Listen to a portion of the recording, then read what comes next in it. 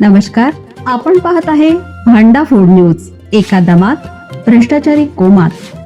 Social media, कर्जबाजारी, गुन्हेगारी, सट्टेबाजी, चोरी, मटका, जुगार, दारू, सावकारशाही, न्यायाच्या प्रतीक्षेत प्रशासन.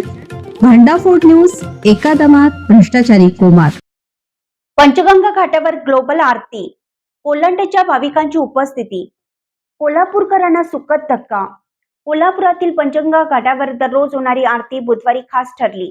थेट पोलंडमधून आलेल्या भाविकांनी आरतीत सहभाग घेतल्याने हा धार्मिक सोहळा आंतरराष्ट्रीय रंगात रंगला. पंचगंगा आरती भक्त मंडळातर्फे गेली 17 वर्ष अखंडपणे दररोज सायंकाळी 6 वाजता पंचगंगा नदीची आरती केली जाते. पावसाळा असो किंवा पूर परिस्थिती असो, आरतीचा हा उपक्रम कधीही खंडित झालेला नाही. बुधवारी मात्र या आरतीला वेगळंच महत्त्व लाभलं.